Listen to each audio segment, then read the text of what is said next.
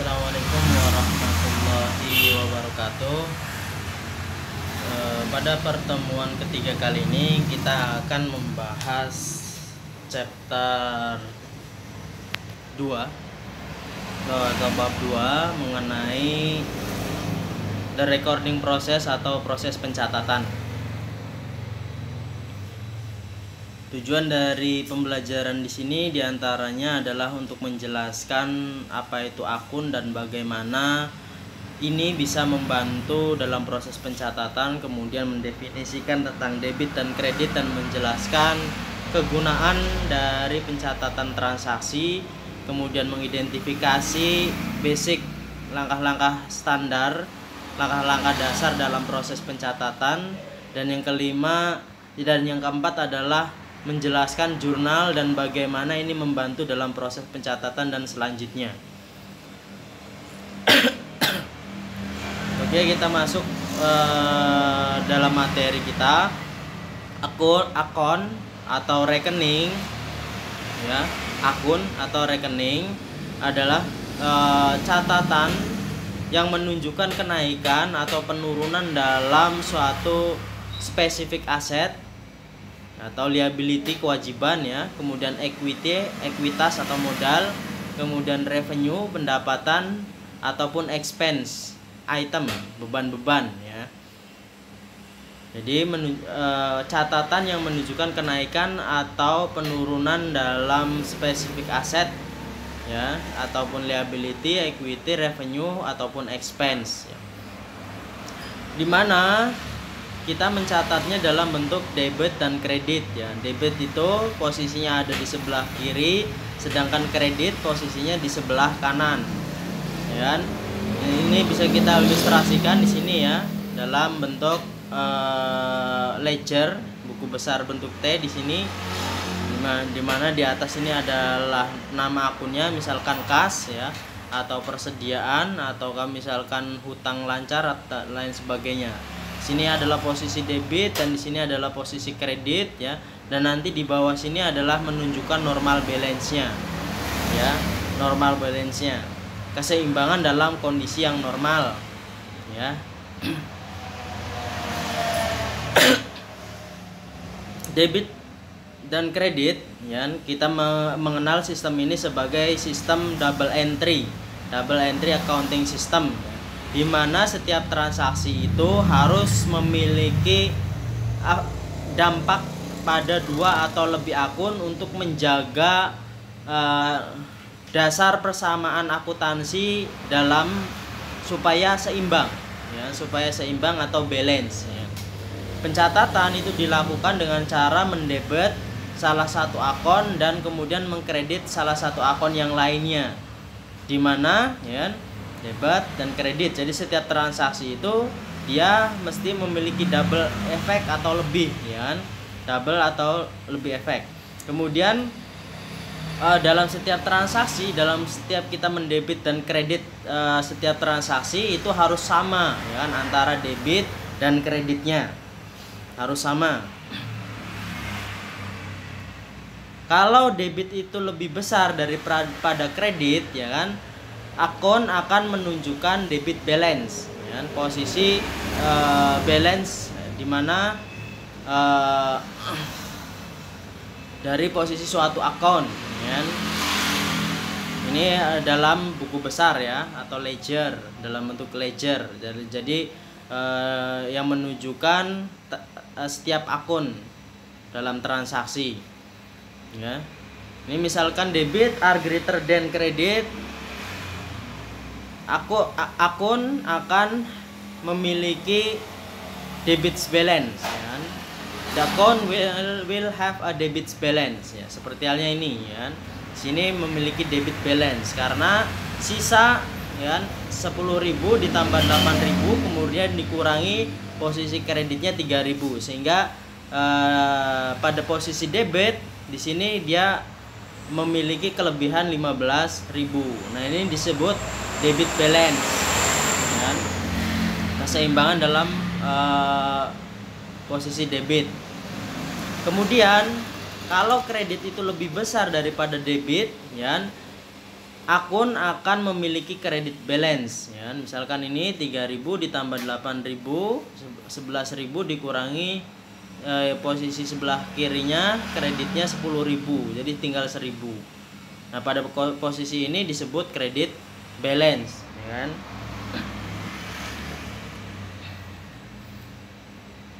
Nah, dalam debit dan kredit ya, dalam hal istilahnya rangkuman atas transaksi dalam buku besar ya kan, itu ada istilahnya normal balance ya kan, normal balance. Jadi keseimbangan dalam kondisi dalam yang dianggap normal apabila ini ya, aset misalkan. Aset itu normal balance-nya adalah pada posisi debit ya, pada posisi debit. Sebagai contoh misalkan kas ya, kas itu adalah bagian daripada aset ya kan, aset lancar ya kan, salah satu bagian dari aset lancar. Nah, kas itu dia harus memiliki keseimbangan pada posisi debit ya kan, karena nggak mungkin kita memiliki kas yang lebih sedikit dari memiliki pemasukan kas yang lebih sedikit daripada pengeluarannya ya kan nggak mungkin. Kalau misalkan kita punya 10.000 ya paling tidak kita mengeluarkan uang 10.000, itu paling maksimal. Nggak mungkin kita punyanya 10.000 tapi mengeluarkan 20.000 ya. Maka kas itu normal balance-nya ada pada posisi debit ya. Jadi setiap aset itu normal balance-nya ada posisi debit ya. Begitu juga dengan expense ya kan, dengan expense, dengan beban-beban, biaya-biaya. Nah, itu juga pada sama ya, posisi normal balance-nya adalah pada posisi debit. Nah, ini. Jadi untuk aset dan expense itu posisi normal balance-nya ada posisi debit. Sedangkan untuk liability, equity, dan revenue normal balance-nya ada pada posisi kredit ya. Jadi normal balance-nya ada pada posisi kredit. Ini.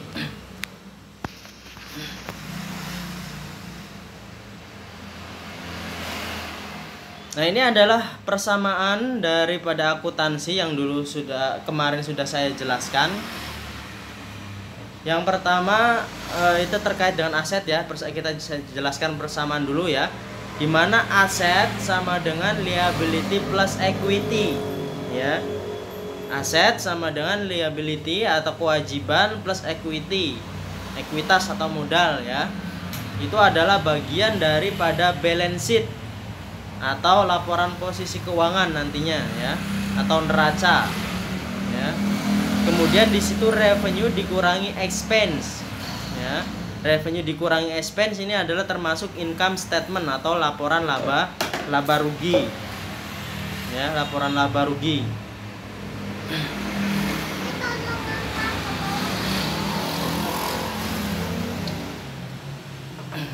Ini aset ya, kita perhatikan dampaknya terhadap debit dan kredit. Nah, di sini aset ya. Kemudian setiap transaksi yang menimbulkan kenaikan aset ya, ini menimbulkan kenaikan, menunjukkan panah atas, itu harus dicatat dalam akun debit ya, pada posisi debit. Jadi setiap transaksi yang kemudian dia menyebabkan atau menimbulkan penambahan aset, peningkatan aset, itu harus dicatat pada posisi debit. Sedangkan sebaliknya kalau menyebabkan penurunan ya, menyebabkan penurunan pada aset, itu dicatat pada posisi kredit ya. Misalkan sebagai contoh si A menanamkan modal ya kan untuk membuka suatu usaha sebesar 1 juta. Nah, berarti kan untuk mendirikan perusahaan ABC. Nah, berarti perusahaan ABC ini dia mendapatkan aset berupa kas ya kan. Kas, aset yang bertambah berupa kas senilai 1 juta. Maka kita mencatatnya kan kas di debit. Kemudian berarti ada penambahan modal kan, ada equity. equity-nya bertambah. Nah, di sini equity-nya bertambah. Kalau equity-nya bertambah berarti dicatatnya di kredit. Berarti kas di debit, kemudian equity-nya atau modalnya itu di kredit. Ya, itu terkait dengan aset ya. Jika bertambah dia di debit, jika berkurang dia di kredit. Ya, kemudian liability. Ya, liability. Liability atau kewajiban kalau suatu transaksi menyebabkan turunnya kewajiban, ya, turunnya kewajiban atau berkurangnya kewajiban, maka dia dicatat pada debit. Sebaliknya, kalau dia transaksi itu menyebabkan penambahan pada liability atau kewajiban, maka dia dicatat pada posisi kredit. Ini ada posisi kredit. Ya, misalkan sebagai contoh hutang, ya, membeli komputer dengan cara hutang. Memberi komputer dengan cara berhutang berarti hutangnya bertambah. Ya kan, kalau hutangnya bertambah berarti dia dicatatkan hutang, ya, bertambah di kredit, ya kan. Kemudian di debitnya adalah komputer, peralatan komputer, ya. Komputer itu masuk dalam aset, ya, berarti komputernya kan bertambah, asetnya bertambah, berarti komputernya di debit, di kreditnya adalah hutang usaha, ya, hutang usaha karena hutangnya bertambah, ya, maka di kredit. Kemudian equity atau modal juga demikian. Kalau menyebabkan pengurangan transaksi itu menyebabkan mengurangi modal, maka dia dicatat pada debit. Sedangkan kalau menyebabkan penambahan pada modal, maka dia dicatat pada kredit, ya. Kalau kurang di debit, kalau bertambah kredit. Pendapatan juga demikian, ya kan? Pendapatan kalau menyebabkan pengurangan pada pendapatan dia dicatat pada posisi debit. Kalau menyebabkan penambahan maka dia dicatat pada kredit, ya. Misalkan menjual barang, ya kan, dengan nilai 100.000, ya kan? Berarti ada penambahan kas 100.000, ya kan, aset, ya kan? Berarti kas itu dicatat pada posisi debit, kemudian pendapatannya di kredit, kan, pendapatannya bertambah, ya. Pendapatannya bertambah, maka dia posisinya di kredit, kan. Sedangkan expense sama seperti aset, ya. Kalau menyebabkan penambahan pada expense atau beban itu dicatat pada posisi debit, sedangkan pengurangan pada beban menyebabkan harus dicatat pada posisi kredit, ya. Kalau bertambah dicatat pada posisi debit, kalau berkurang dia harus dicatat pada posisi kredit. Jadi ini yang harus kita pahami, ya kan, yang harus kita hafalkan terkait dengan mekanisme pencatatan debit dan kredit dalam setiap transaksi untuk setiap akun, ya, untuk setiap akun.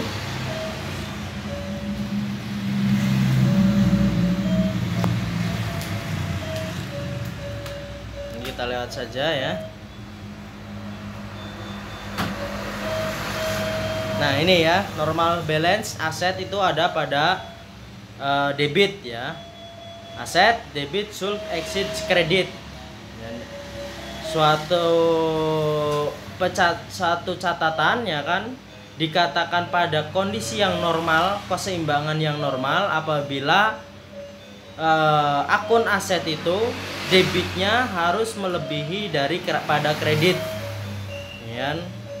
Nah, kalau misalkan asetnya sampai minus, ya kan, nggak mungkin, ya kan, perusahaan itu masih berjalan, ya kan, mesti perusahaan itu sudah tidak ada, sudah bangkrut, ya kan, sudah tidak memiliki aset, malah punya utang-utang aset, tidak mungkin. Maka dalam kondisi normalnya aset itu normal balance-nya ada pada debit, sedangkan liability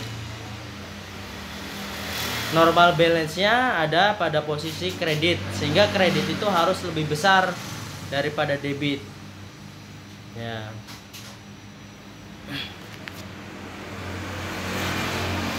equity juga tadi sudah ya, sudah dijelaskan pada slide sebelumnya. Revenue normal balance-nya ada pada posisi kredit, sedangkan expense atau beban-beban biaya normal balance-nya pada posisi debit.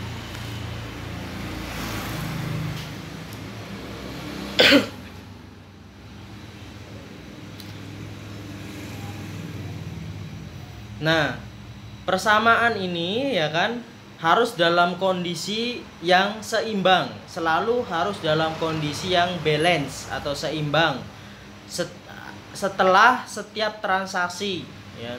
Jadi setiap transaksi terjadi, persamaan akuntansi ini aset sama dengan liability plus equity ini dia harus tetap dalam kondisi yang seimbang atau sama nilainya.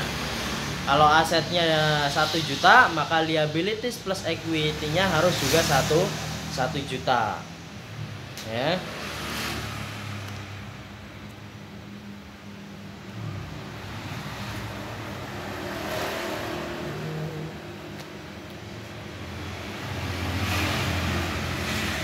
Nah, ini normal balance kas ya. Ini tadi kas itu masuk dalam aset ya. Maka normal balance-nya dia ada pada debit ya. Sedangkan supply itu juga masuk dalam aset ya. Persediaan ya, masuk dalam aset supply ini. Maka normal balance-nya dia juga pada debit. Sedangkan notes payable dia masuk dalam liability atau kewajiban ya. Maka normal balance-nya pada kredit. Equipment masuk dalam aset, maka dia harus masuk pada normal balance-nya di debit. Kemudian account payable ini masuk dalam liability ya atau kewajiban, maka dia di kredit. Share capital dia masuk dalam ekuitas atau modal ya kan, maka normal balance-nya pada kredit. Ya, ini harus kita pahami ya.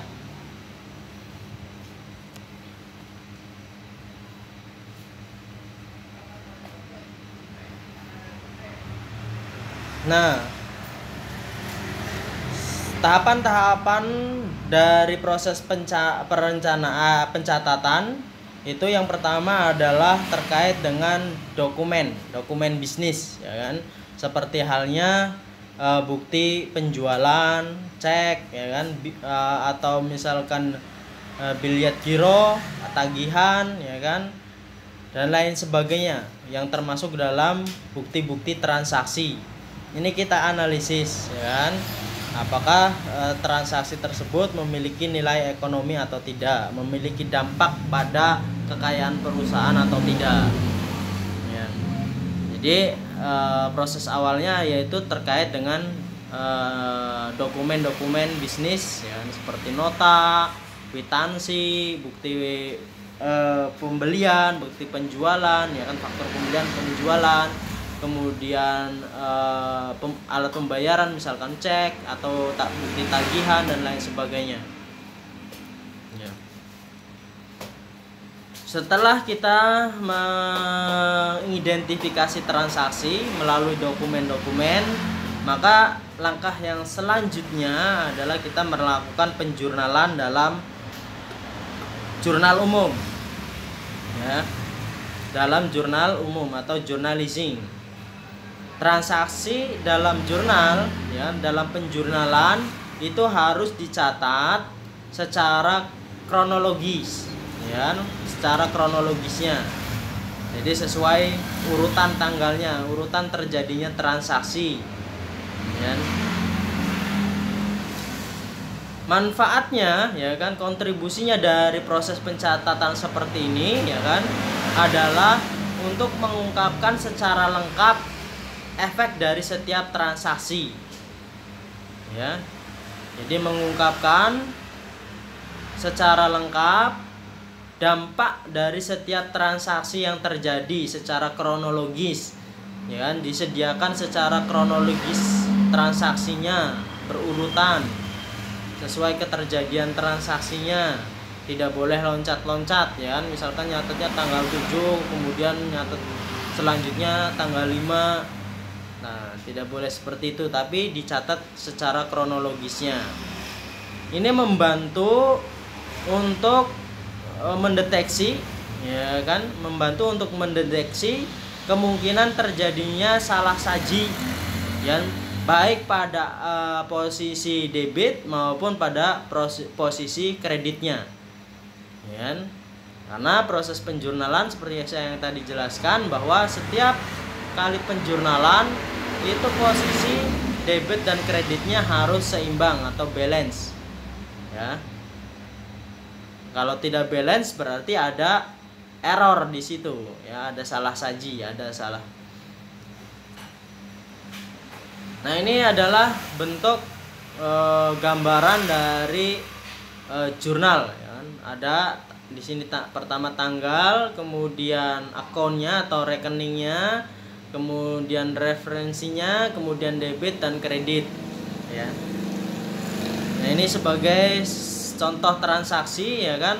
On September 1st, stockholder invest 15 sini, ya. Jadi menginvestasikan sebesar 15.000 secara cash, ya kan, dalam bentuk saham, ya.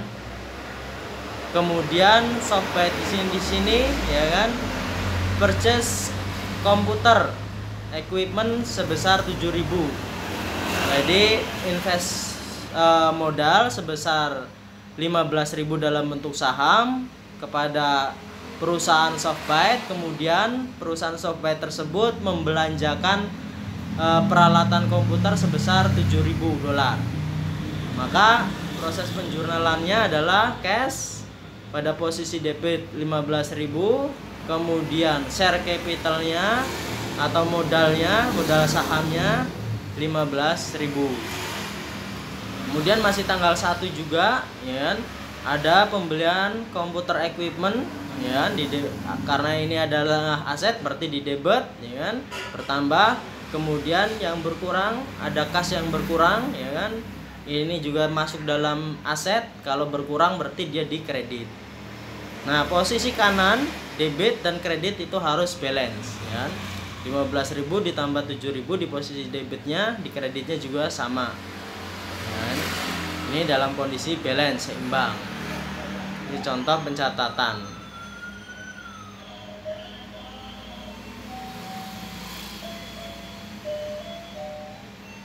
Ini misalkan lagi, ya. On July 1st, Butter Company purchase a delivery truck costing, ya, sebesar 14.000 dolar.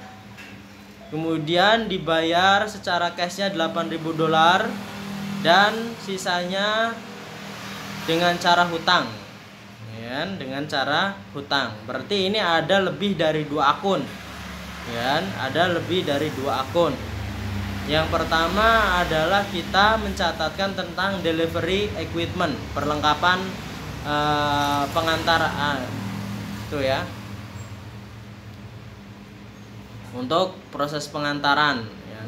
Delivery equipmentnya, ya, perlengkapan pengantarannya itu sebesar 14.000, ya, membeli ini, ya kan, perlengkapan untuk pengantaran sebesar 14.000. Kemudian dibayar secara cashnya di kredit, ya kan, sebesar 8.000. Kemudian sisanya dengan cara hutang, ya, sisanya dihutang sebesar 6.000. Dan kalau kita lihat transaksinya, ya, kita analisis, ya, kita membeli peralatan untuk pengantaran sebesar 14.000. Berarti peralatan ini masuk dalam aset, ya. Aset kita bertambah untuk perlengkapan pengantaran ini sebesar 14.000. Maka karena bertambah, dia diposisikan pada posisi debit. Kemudian kita untuk membeli perlengkapan tersebut, kita mengeluarkan cash sebesar 8.000. Ya, karena cash ini berkurang, asetnya berkurang, maka cash dicatat dalam posisi kredit. Ya. Kemudian sisanya itu dengan cara tempo, dibayar tempo atau hutang. Ya. maka account payable-nya apa? Bertambah kan? Kalau kewajiban bertambah, maka harus dicatat pada kredit, ya. Maka account payable 6.000. Sehingga posisi debit dan kreditnya menjadi seimbang, ya. Posisi debitnya 14.000, kreditnya 8.000 ditambah 6.000, 14.000 juga. Jadi posisinya seimbang. Jadi setiap transaksi harus balance. Ya, ini saya rasa itu dulu yang bisa saya jelaskan untuk pertemuan kali ini. Selanjutnya kita akan menjelaskan the ledger, ya. Dan jadi untuk terkait buku besar akan saya jelaskan pada pertemuan selanjutnya. Terima kasih atas perhatiannya. Assalamualaikum warahmatullahi wabarakatuh.